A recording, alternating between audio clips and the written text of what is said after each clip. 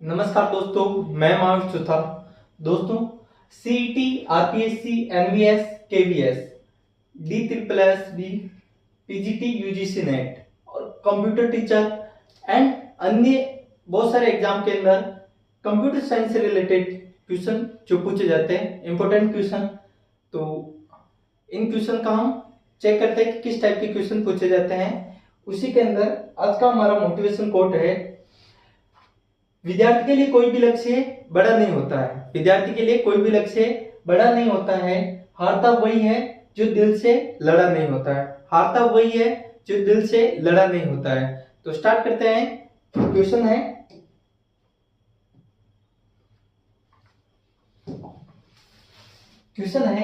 Super computer के रूप में किसे जाना जाता है? सुपर कंप्यूटर के रूप में किसे जाना जाता है? हम बात करें चार्ल्स बेबेज। चार्ल्स बेबेज को फादर ऑफ कंप्यूटर कहा जाता है। फादर ऑफ कंप्यूटर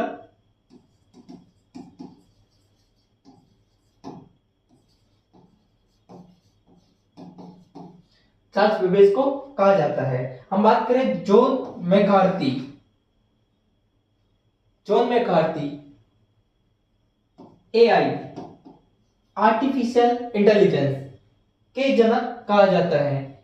हम बात करें विजय पांडुरंग भटकर, ये जो परम कंप्यूटर है, परम कंप्यूटर, इन्हें सुपर कंप्यूटर के जनक कहा जाता है। भारत के सुपर कंप्यूटर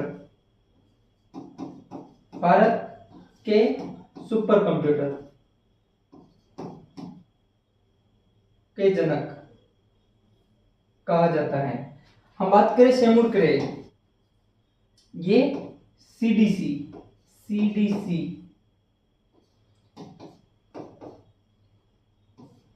क्रे कंप्यूटर के जनक, हम इन्हें सेमुर क्रे को कहते हैं। तो ये आपके सुपर कंप्यूटर के जनक के रूप में किन्हें जाना जाता है? तो विजय पांडुरंग भटकर को जाना जाता है। नेक्स्ट क्वेश्चन है, प्रथम पीढ़ी के कंप्यूटरों में प्रयुक्त होने वाले मुख्य इलेक्ट्रॉनिक घटक था। तो प्रथम पीढ़ी के अंदर कौन सा इलेक्ट्रॉनिक घटक था? हम बात करें ट्रांजिस्टर सेकेंड जनरेशन के अंदर यूज किए गए। हम बात करें वैक्यूम ट्यूब और वॉल्व, ये फर्स्ट जनरेशन में यूज किए गए, फर्स्ट जनरेशन के अंदर यूज किए गए। हम बात करें आईसी, इंटीग्रेटेड सर्किट, ये थर्ड जनरेशन में यूज किए गए। तो इसका जो राइट आंसर होगा वो होगा वैक्यूम ट्यूब। और फोर्थ जनरेशन में किसका यूज किया गया? फोर्थ जनरेशन में VLSI, very large scale integrated circuit. हम बात करें फिफ्थ जनरेशन की, तो इसमें यूज किया गया ULSI, ultra large scale integrated circuit. Next question है,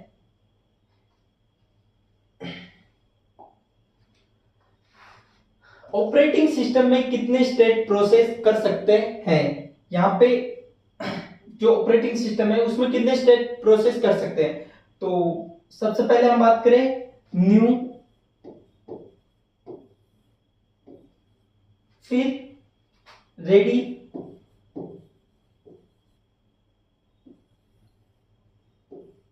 फिर रन, यानी न्यू, रेडी, रनेबल,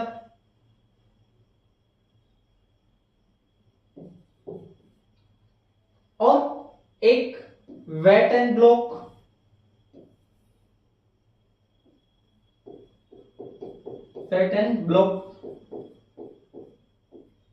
और इसके बाद में जो फिफ्थ होता है वो होता है एग्जिट कह सकते हैं या फिर टर्मिनेट कह सकते हैं। तो इसमें टोटल कितने स्टेज होंगे प्रोसेस के? 5। तो इसका जो राइट आंसर होगा वो 5 होगा। नेक्स्ट क्वेश्चन है, HTML में कैरेक्टर फॉर्मेट के लिए प्रयोग में आता है। यह क्वेश्चन सूचना साई का जो पेपर हुआ उसमें पूछा गया। यहाँ पे हम बात करें बी, HTML में बी का यूज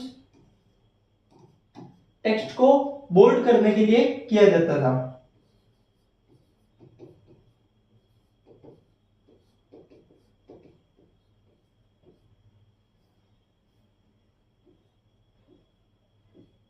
बी टैग का यूज टेक्स्ट को बोल्ड करने के लिए किया जाता था। हम बात करें यू, ये टेक्स्ट के अंदर अंडरलाइन लगाने के लिए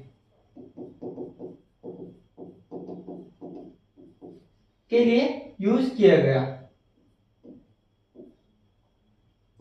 यू टैग का।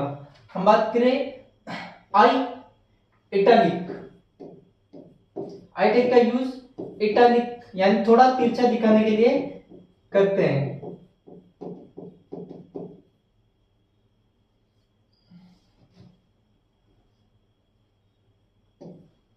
आई टैग का यूज।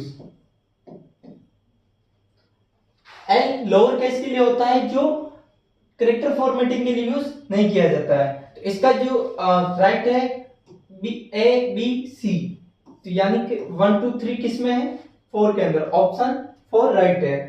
नेक्स्ट क्वेश्चन है निम्नलिखित में से कौन सा एक सॉफ्टवेयर है। ये दो क्वेश्चन के अंदर पूछा गया, एक यूजीसी नेट और एक जेएसएससी जेई का जो पेपर हुआ था उसके अंदर। हम बात करें माउस, माउस क्या है, माउस एक इनपुट डिवाइस है, माउस एक इनपुट डिवाइस है। हम बात करें keyboard, keyboard also known as input device, input device. हम बात करें ऑपरेटिंग सिस्टम, ऑपरेटिंग सिस्टम क्या है, ऑपरेटिंग सिस्टम एक सिस्टम सॉफ्टवेयर है। क्या है, सिस्टम सॉफ्टवेयर, तो ये सॉफ्टवेयर है।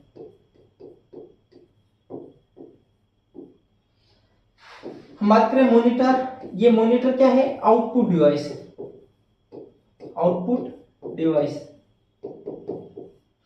तो इसका जो राइट आंसर होगा वो क्या होगा, ऑपरेट, इसका जो राइट आंसर होगा वो होगा ऑपरेटिंग सिस्टम। नेक्स्ट क्वेश्चन है निम्नलिखित में से सही का मिलान कीजिए, निम्नलिखित का सही मिलान करें। यहाँ पे दिया गया बिट, बिट होता है 0 और 1, क्या 0 और 1, 0 1। फिर एक होता है निबल, निबल 4 बिट मिलके एक निबल बनाते हैं। तो इसका जो राइट आंसर होगा वो होगा 8। अब एक बाइट बराबर 8 बिट होता है, और जीबी और एमबी, एमबी छोटा होता है और जीबी बड़ा होता है। तो यहाँ पे ज्यादा है, यहाँ पे कम है। अब चेक कर लेते हैं, ई का क्या है 4, ई का क्या है 4, सब में है, इसमें नहीं है, ये क्लोज। फिर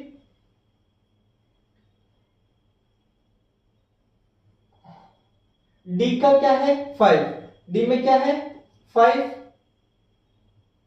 डी में 5, डी में 5। फिर सी में 3, सी में 3, सी में 3 इसमें है, और ये क्लोज हो गया। तो इसका जो राइट आंसर होगा क्या होगा, सी। नेक्स्ट क्वेश्चन है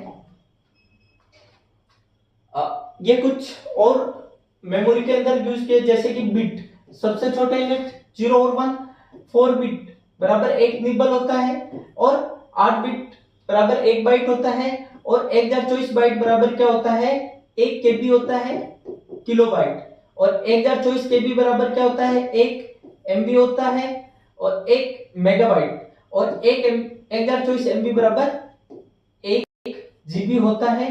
तो इस टाइप से GB, TB, peta, hexa, zeta, dota, bronta, चौबी, ये कुछ स्टोरेज के टाइप्स होते हैं। अब नेक्स्ट क्वेश्चन है which of the following value is not equal to this number. अब यहाँ पे कुछ नंबर दिया गया, जैसे 6103, ये कौन सा नंबर है, ऑक्टल नंबर। अब इनमें से कौन सा नहीं है, यहाँ पे हम बात करें ऑक्टल 8 यानी 3 0 1 6, 3 का बाइनरी नंबर होगा 1 1 0, 0 का बाइनरी होगा 0 0 0, 1 का बाइनरी होगा 1 0 0, और 6 का बाइनरी होगा 0 1 1। क्योंकि ऑक्टल है, ऑक्टल का 3 3 के अकॉर्डिंग पेयर बनता है। अब हम बात करें, ये इसका सही है बाइनरी, तो ये सही है। हम बात करें अब हेक्साडेसिमल की, तो हेक्साडेसिमल में 4 4 के पेयर बनते हैं, तो ये 3, ये 4 और ये 12, और 12 का क्या नंबर होता है, वो होता है सी। हेक्साडेसिमल में क्या होता है, सी, क्योंकि 10 ए, 11 बी, 12 सी, 13 डी और 14 ई और 15 एफ, और ये 15 तक एफ तक हेक्साडेसिमल नंबर चलते हैं। अब बात करें हम डेसिमल नंबर। डेसिमल नंबर क्या है, इन सबको काउंट कर लेंगे जो 1 1 लिखे हुए, जैसे कि 1 2 4 8 16 32 64 128 256 512 1024 और 2048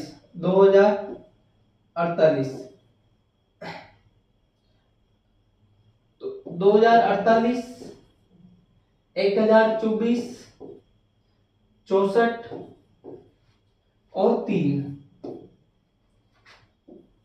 8 8 16 16 और 3 19 1 6 4 10 10 और 3 13 1 3 3 1 3 9 3 1 3 9, तो यही डेसिमल नंबर भी सही है, ये सही है, ये सही है। तो अब जो राइट लास्ट का बचाव क्या है, डी। इसे भी चेक कर लेते हैं, इसमें 2 2 के पेयर बनाएंगे, 2 2 के पेयर बनाएंगे तो क्या होगा, बाइनरी का 2 2 का पेयर बनेगा, 3 0 0 1 0 और 3। इसका क्या होगा, यहाँ पे एक 0 और लगता है तो ये भी सही हो जाता है, तो इसका जो राइट आंसर होगा वो डी होगा, क्योंकि डी रॉन्ग है।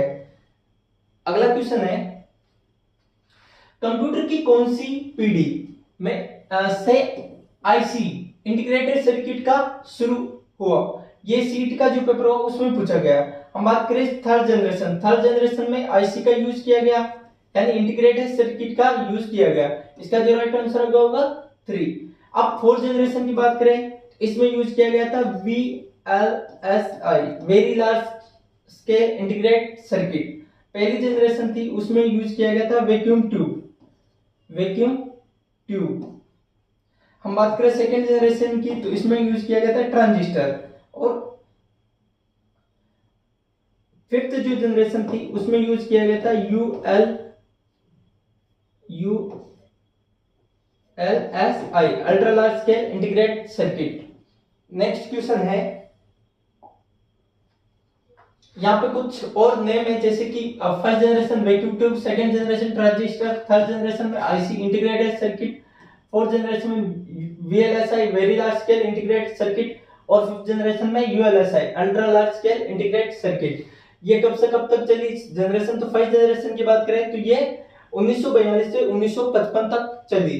फिर इसके बाद में सेकंड जनरेशन की हम बात करें तो इसके अंदर 1955 से 1964 तक सेकेंड जनरेशन, और थर्ड जनरेशन की बात करें तो 65 से 75, यानी 1965 से 1975, और फोर्थ जनरेशन की बात करें तो 1975 से 89 तक, और अभी जो लेटेस्ट जनरेशन चल रही है वो है 89 से टिल डेट तक, अभी तक फिफ्थ जनरेशन चल रही है।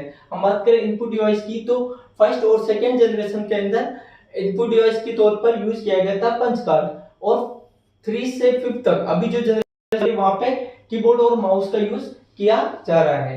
हम बात करें ऑपरेटिंग सिस्टम की, तो फर्स्ट जो जनरेशन थी उसमें बेंच ऑपरेटिंग सिस्टम का यूज किया गया, और सेकेंड जनरेशन में मल्टीटास्किंग और टाइम शेयरिंग ऑपरेटिंग सिस्टम का यूज किया गया, और थर्ड जनरेशन में रियल टाइम ऑपरेटिंग सिस्टम और टाइम शेयरिंग नेटवर्क और GUI के बेस पे यूज किए जाने लगा फोर्थ जनरेशन में। GUI का फुल फॉर्म होता है ग्राफिकल यूजर इंटरफेस। हम बात करें टेक्नोलॉजी की, तो थर्ड जनरेशन में इलेक्ट्रॉनिक चिप का यूज किया गया, और फिफ्थ जनरेशन में जो अभी चल रही है उसमें AI का यूज किया जाने लगा, जो आर्टिफिशियल इंटेलिजेंस हम कहते हैं। ये कुछ इनके एग्जांपल है, जैसे ENIAC, EDSAC, mark 1, IBM 650, IBM 701, second generation में PDP 8, IBM 1400 सेकेंड जनरेशन। और थर्ड जनरेशन की बात करें तो IBM 360, IBM 370, PDP 11, NCR 395। ये कुछ इनकी अलग अलग जनरेशन के अकॉर्डिंग अलग अलग डिवाइस यूज किए जाने लगे। हम बात करें, नेक्स्ट क्वेश्चन है what is the output of MS Excel function. MS Excel function में कंबाइन का यूज करते हैं और 4,2 लिखते हैं। तो इसका जो राइट आंसर होगा वो होगा 6। क्या होगा? 6। तो इसके अंदर जो राइट आंसर है वो होगा बी। क्या? 6। नेक्स्ट क्वेश्चन है निम्नलिखित में से कौन एक सोशल नेटवर्किंग वेबसाइट नहीं है? इनमें से कौन सी एक सोशल नेटवर्किंग वेबसाइट नहीं है? हम बात करें हॉटमेल एक सोशल नेटवर्किंग वेबसाइट नहीं है। राइट आंसर होगा हॉटमेल। हम बात करें फेसबुक क्या है? एक सोशल नेटवर्किंग वेबसाइट है। सोशल नेटवर्किंग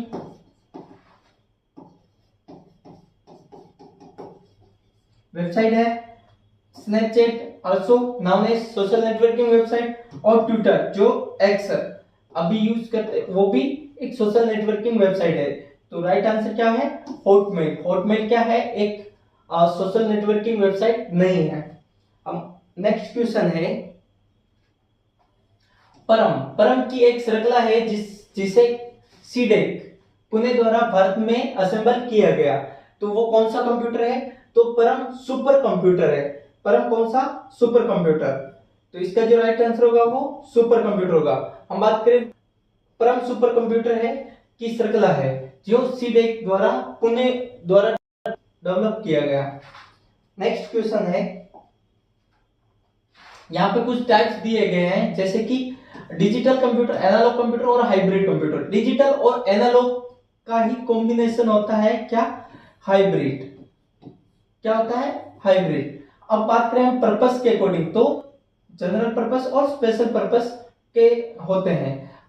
दो टाइप के होते हैं। हम बात करें साइज के अकॉर्डिंग, परफॉर्मेंस के अकॉर्डिंग और स्टोरेज के अकॉर्डिंग कंप्यूटर के, तो ये 4 टाइप के होते हैं। एक होता है मैक्रो जो सबसे छोटा डिवाइस होता है जो नॉर्मली सबके पास मिल जाता है वो, और उसकी जो स्पीड मापी जाती है वो सीपीएस के अंदर मापी जाती है।